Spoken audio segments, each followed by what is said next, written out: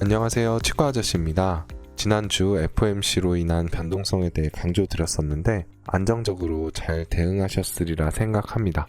이번 주는 특별한 이벤트나 경제지표가 예정되어 있지 않아 FOMC의 여파를 소화하며 중기적 방향성을 잡아갈 것으로 생각됩니다. 12월 넷째 주 매크로 브리핑 시작하겠습니다. 이번 주에는 영국 3분기 GDP, 미국의 전반적인 경기 전망을 살펴볼 수 있는 소비자 신뢰지수, 최근 인플레이션의 가장 주요 요소로 떠오른 주거비와 관련된 신규 주택 판매, 주간 고용지표인 신규 실업수당 청구 건수 발표가 예정되어 있습니다. 이번 주 경제지표는 특별히 시장에 큰 영향을 줄 만한 지표들로 생각되지는 않는 상황입니다. 지난주 FOMC 이야기를 안 하고 넘어갈 순 없죠. 연준은 예상대로 25bp 인하 및 매파적 스탠스를 취하였습니다. 두 가지 방향성이었는데요. 점도표를 통해 내년 금리 인하가 2회 이루어질 것으로 전망한 점, 그리고 연설문과 질의응답을 통해 인플레이션의 둔화가 느리고 미국 경제가 강하다는 매파적인 발언을 한 것입니다. 점도표 먼저 살펴보면 9월과 12월 동일하게 올해의 최종 금리는 4.25에서 4.5%로 예상을 했었지만 2025년 최종 금리에 대한 위원들의 투표가 9월에는 3.0에서 3.25% 및 3.25에서 3.5%로 갈렸었고 12월에는 3.75에서 4.00%가 가장 높은 표를 얻었습니다. 연내 4회 혹은 5회를 예상하다가 연내 2회를 인하 예상하는 쪽으로 굉장히 매파적으로 바뀐 것이죠. 지난번에도 말씀드렸지만 9월과 비교해서 객관적인 상황을 살펴볼 때 달라진 점은 트럼프 대통령이 당선되었다는 것과 물가지수가 불안해졌다는 점 두 가지입니다. 때문에 내년의 통화정책 경로를 판단하기 위해서는 트럼프 2기의 정책과 인플레이션의 재발이 가장 중요한 키워드가 될 것이며 부수적으로 고용지표와 경기지표들이 과하게 둔화하지 않는지 지켜보는 것이 중요할 것입니다. 이는 파월 의장의 발언들에서 힌트를 얻을 수 있습니다.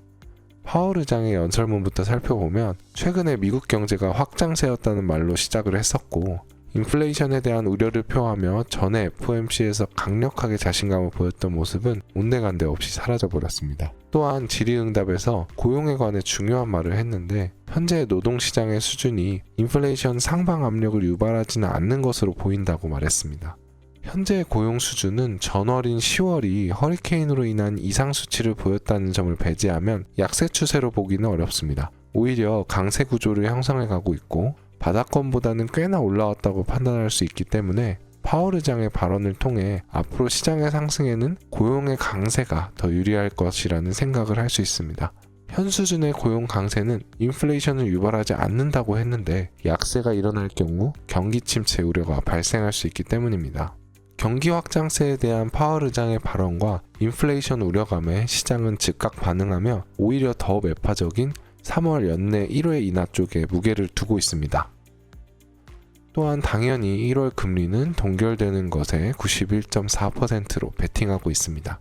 금리 인하와 매파적 FOMC에 시장은 냉탕과 온탕을 오가며 더 뜨겁게 변동성을 만들어냈습니다. 이번 주는 특별한 지표 일정 없이 이를 소화하며 방향성을 잡아나가는 시기가 될 것으로 전망합니다. 2025년을 10일 정도 앞둔 지금 투자자는 트럼프 대통령의 정책들과 내년 통화정책에 집중해야겠다는 마음가짐을 다지는 것이 중요해 보입니다. 이번 FOMC를 통해 내년 통화정책의 키는 물가지수가 우선 고려되어야 하고 잘 조절되며 고용 강세가 유지되는 방향으로 갈 때 시장에 긍정적이라는 점을 알 수 있었습니다. 물가지수가 조절되지 않는다면 고용지표까지 시장에 관심은 미치지 않을 것입니다. 12월 넷째 주 매크로 브리핑 마치겠습니다. 감사합니다.